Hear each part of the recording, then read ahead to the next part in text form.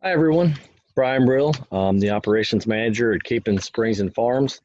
I'm coming to you today from my home, which is about 10 miles down the road from Capon in a little town called Yellow Spring. I've lived here in this town my entire life, um, growing up here and really love the place. I live here with my wife, Amy, and our two kids, Addison and Chase. I'm here today to host the second round of the question and answers. You guys submitted some amazing questions. Jonathan did a spectacular job of answering a lot of those questions several weeks ago. So now it's up to me. The pressure's on me to be able to live up to his performance and see if I can do some of the same. So let's get to some of the questions for today. It's going to be a very similar format to what Jonathan did several weeks ago. So let's get started. First question is the big question. Obviously, everyone wants to know when we're going to open, if we're going to open, and our plans for the 2020 season. I can tell you that we obviously certainly want to open. Our goal is to be able to open for 2020. Unfortunately, at this point in time, there are a lot of things that are just out of our control. The state of West Virginia is still prohibiting hotels from opening for guests just to come and stay for even 7 nights. You have to come now and stay for a little bit longer than that. You have to essentially somewhat quarantine. So really, we're not in a position that we could even open right now. We're hoping that in the next several weeks, the governor is going to be announcing some plans for businesses starting to reopen. And we're certainly know that we're going to be in that list. So we're going to see at that point in time what those restrictions are, what the protocols are for us to try to open. The other aspect of that obviously is safety. We don't want to endanger any of our guests. We certainly don't want to endanger any of our coworkers. And so we are going to ensure that if we are able to open for 2020, that we do it in a very safe manner, adhering to all the guidelines, recommended guidelines from the CDC and any other entity that may have some in place. So, and the other thing is it takes, as many of you know, it takes us quite some time to get open. Once we get the word go and say that we can open, it takes us 3 to 4 weeks to get the place ready. We've been under a stay-at-home order that expired April 30th. So up to this point, we haven't been able to do a whole lot at the resort aside from just some regular maintenance. So once we get the go-ahead that we could open and bring back some of our coworkers, it would take us 3 to 4 weeks to get open, to get the place clean. Obviously, we would want to do a thorough cleaning and just make sure that we have everything in place so that we can open safely and ensure that your stay there would be obviously what you expect it to be. Certainly, we have been overwhelmed, and I'm very appreciative of the outreach from so many of you, our guests. You guys, your show, your care, how much care you have for Capon really means a lot. And I can promise you that there's no one that wants to have people there any more than me. The place is a different place when people are there, and as many of us have chatted over the course of the last year, you know me, and I'm a people person, so I like being around people, and I miss people being there. So, no matter what happens in the 2020 season, certainly we hope that we're going to get open, but we're planning for scenarios, all kinds of scenarios. And so if for some chance we don't get to open for the 2020 season, I can promise you that we're putting parameters in place and doing things to ensure that we're going to be there. Hopefully maybe even a little bit better for the 2021 season. So rest assured that Capon's going to be there. We're not going anywhere. I'm not going anywhere. If we don't get to see each other for 2020, I guarantee you that we're all going to get to see each other for 2021. The next question refers to, actually there were several questions that kind of refers to the being safe versus living our lives. Several of you expressed in various ways, basically stated, we want to come to Capon, but part of the decision is based on what safety protocols you have put in place to protect your guests and coworkers and how those changes will affect the Capon experience. So we've given this a lot of thought, actually, and certainly, first and foremost, we don't want anyone coming and being there unless we feel like we've done everything that we need to do to make it safe for you, for our coworkers, and for everyone that is there. Unfortunately, as I stated earlier, there's not a whole, we haven't been given a whole lot of direction from our state as to what we're going to have to do if and when we do open. We are daily following the guidelines that they're putting in place for all the other businesses that are slowly opening. So we're trying to stay on top of that to know what they're expecting from those businesses. Obviously, our dining situation is going to be based on what goes on in the restaurant industry, and we're going to have to follow those parameters. So we're a little bit different, a little bit unique compared to some of the other places. But I can promise you that if we're going to be mindful of what those changes are going to be, and we want everyone to be at Capon. We want everyone to come to Capon and be able to enjoy your experience. And if we can give you that experience safely and adhering to the guidelines that are put in place, we will absolutely find a way to make that happen. If we feel like that can't happen and we can't do that, then certainly we're going to look at other ways to possibly interact with you throughout the year if we can't open. And again, start planning for what we would hope would be a spectacular 2021 season. So another great question we got asked is, you're worried about our coworkers, their jobs and their pay, and are they okay? So that's a great question. Certainly, again, something that we're mindful of and trying to make decisions on what to do are our coworkers. Capon is not Capon without all of the coworkers that are there. They make the place such a special place, and so we are in touch with the ones that are not there. We have about 25 folks that are full-time that have been there all winter. All of those folks are still there. We're still working. And the folks that are seasonal are able to earn unemployment in the off season. And so they have been able to continue that up until this point and as long until we make the determination if we're going to be able to open. So I've been in communication with some of them, not all of them, but all of the ones that I've talked to are anxious and ready to get back to work, anxious and ready to get back around people and see all of our guests. So we're certainly hoping that can take place sooner than later. Another great question is some folks asked about the day trips for water. So our water source down at the Water House is obviously still available to the community and guests that would like to come get water. We cannot provide containers at this time because we are technically not open, but if you'd like to bring your own container to fill up with water, you're certainly more than welcome. It has been utilized a lot over the last several weeks. We've put some safety parameters in place down there as well. If you're there and you do come get water, certainly help yourself. Adhere to the social distancing, but it is readily available, and you're more than welcome to come up and fill your bottles at any time. We do have lighting down there even at dark if you'd like to, even if you have to come then. So.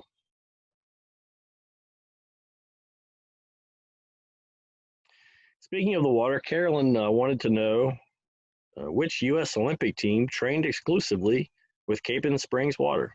And I have to admit, I did not know the answer to this question, but Jonathan helped me out, and they were the 1924 and 1928 Olympic teams.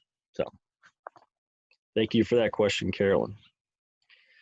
So a lot of folks were asking questions about the maintenance projects, the improvements that we mentioned in the spring mailing, and some of them are reflected in the exit survey.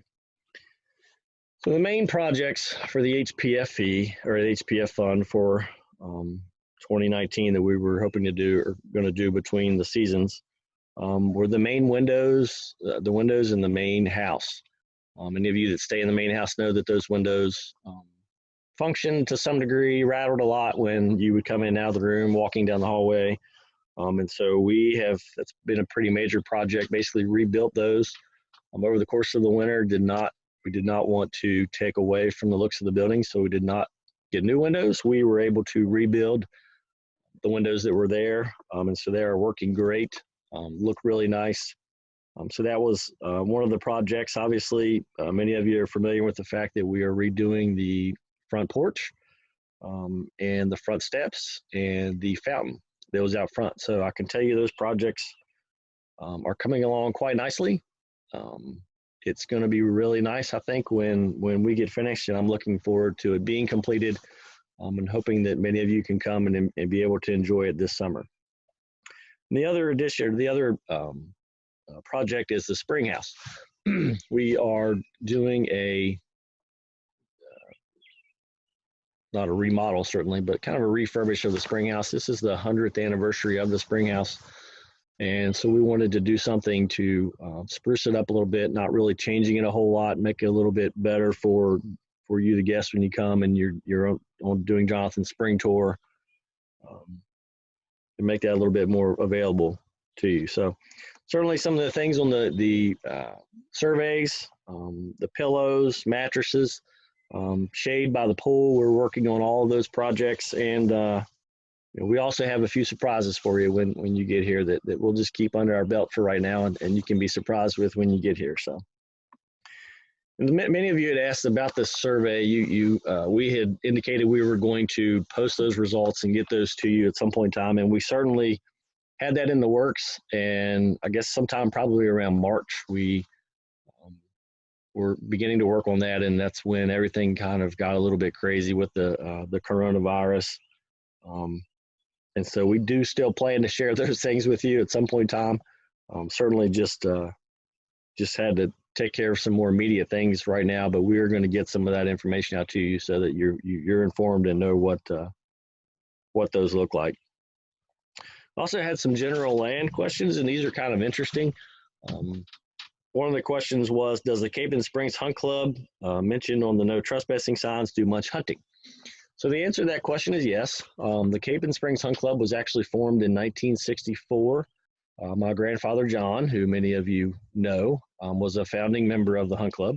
And the Hunt Club essentially helps maintain the property. We maintain the gates, the roads. We take care of posting the property so that folks know where the line is. And then we are tasked with doing our best to keep trespassers and such off of the property as best we can. We currently have a little bit over 100 members. I've been a member of the Hunt Club my entire life. So we do have, during the hunting season, probably half of those members, 50 to 60 members that are active hunters and do utilize the land. It's certainly, for me, been an important part of my life, being able to have access to that property. And so it's very important to me that I am involved in that, continue to maintain that. Both of my children are members of the Hunt Club, and I hope that it will be there for many years.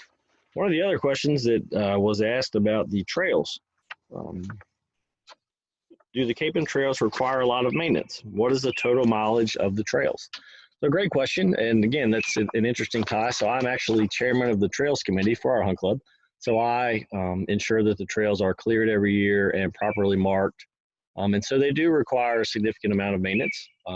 We clean them thoroughly in the spring before Capon opens. And then they are cleaned several times throughout the season by our grounds crew as needed. Require a little weed eating and some maintenance generally throughout the course of the year. So yeah, and the trails are roughly, I believe, 18 miles in length total of all the trails. So I'm hoping to be able to do a few enhancements to the trails this year. So if we do get to open for the 2020 season, hope you get to see and take advantage of some of those. So. Next question is also an interesting question. It has to do with our mailing address. It says, why did the mailing address change from Capon Springs to Highview, a name previously unfamiliar to me? So that changed primarily due to the fact that our physical address is actually a Highview address. We still have our post office box, which is in Capon Springs, but the only way to have a Capon Springs address is if you have a P.O. box. We cannot have a physical address that is Capon Springs. And so therefore, with deliveries and giving folks directions, obviously you can't do that with the P.O. box. So we had to have a physical address that we could actually say, hey, this is physically where we are for directions and deliveries and those type things. So Highview actually covers a very broad area around here. It encompasses Yellow Spring, Capon Springs, Capon Bridge, and goes all the way over to Bloomery. So that's kind of where Highview came from. So certainly we didn't move, but just had to obtain a physical address for those few things. So the next question is a really tough question, and very touching question for me, and it's a great question, and I'm glad that someone asked. The question is: Your grandfather John was beloved by many of us. What did you learn from him that is helping you in your role today? It would probably be impossible to name everything that I learned from him that's helping me today because as a kid, I was with him virtually every day. Every minute that I could be, I spent with him. Riding on an apple crate in his dump truck, driving his tractors. It worked out spectacular that he worked the evening shift at Capon because it meant that throughout the summer months, I was able to spend that time with him those days. And, those times for me are invaluable. I mean, the lessons I learned from him, the compassion, the caring he had for people, for the community, is truly touching. And it speaks volumes today, even because the Scholarship Foundation in his memory. He's been he passed away in 1995, so this September will be 25 years since he passed away.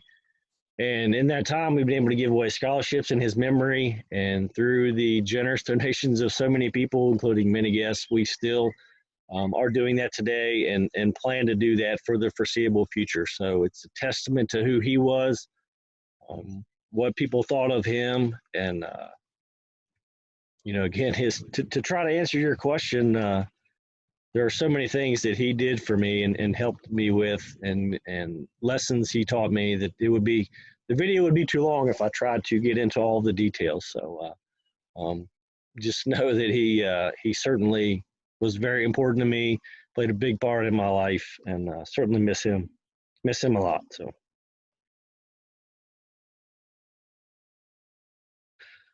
All right, this is the lightning round of questions, and a couple of you tried to do some tricky things to me here. The first one is who is your favorite coworker? Boy, that will get me in trouble really fast if you think I'm going to answer that one. So my answer to that would be all of them. They're all my favorite coworkers. So, do you have any pet peeves? Oh, I do have some pet peeves.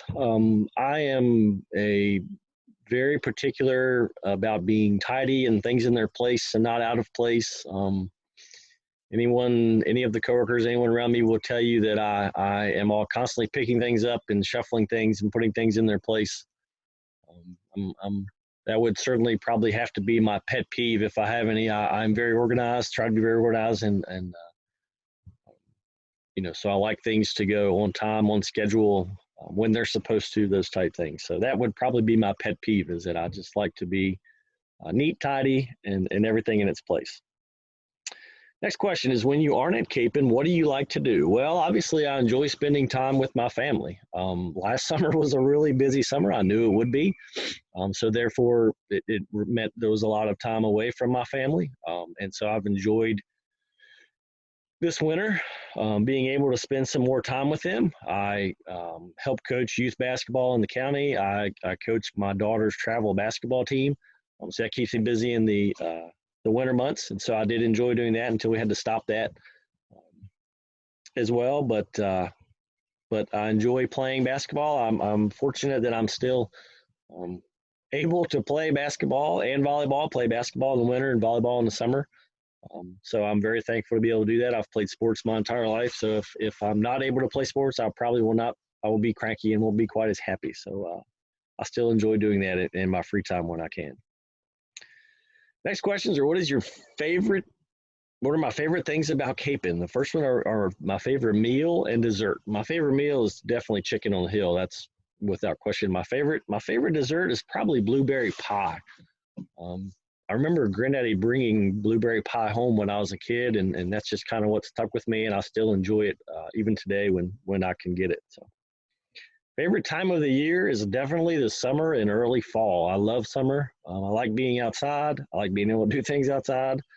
And I love the early fall as the days begin to get crisp. The season is going to change. I really enjoy that. I love living here where we do. The seasonal changes. While I get very tired of winter pretty quickly, especially the older I get, I really enjoy the seasonal changes and what summer. The months of summer and early fall are definitely my favorite. My favorite thing to do at Capon. Well, if any of you were at Capon last summer, you probably know that you saw me do a lot of the hay rides, and that without question is one of my favorite things to do. I don't really know why. Um, Great opportunity for me just to get out of the office, be able to interact with the guests and do something I enjoy. Um, my grandfather John had farm tractors when I was a kid, so I drove a lot of farm tractors, picking up hay, baling hay, raking hay, making hay. And so being able to get on that old Oliver and drive it and see the joy it brings doing the hayride is probably without question one of my favorite things to do um, throughout the course of the summer. So we're hoping to be able to do that this season, maybe even extend some of that and do some on the weekend. So again, that'd be something to look forward to. Hopefully, if it gets open for 2020. My favorite location. So that's a tricky question. I have a lot of places on the property that would be my favorite. I've traversed nearly all of the property at some point in time over the course of my life. But to be specific on the grounds, where's my favorite location? Probably would have to say near the flagpole at the light post that's placed there in memory of my grandfather. That's a pretty cool place to be able to go. Being there in a place where that to memorialize him at that light post. If I'm having a bad day and I can go by there, just see that plaque hanging on the light post, really kind of picks up my spirits, and pretty special place. So that's probably one of my favorite spots on the ground. So, well, that's all the questions. I certainly appreciate everyone that sent in questions. I apologize if we didn't get to your question. Jonathan and Megan told me I had strict orders to keep this under a certain amount of time. I'm not sure if I met those guidelines or not, but I certainly appreciate you watching. I appreciate everyone tuning in. And while certainly we'd love to share the news in person, for now we're just all going to have to keep our space, continue to communicate through email, Facebook, and our web blogs. Look for the next installment soon. It's going to be another host, which we're going to announce at a later date. Until then, I hope you all stay well. Stay safe, take care of yourselves, and take care of each other.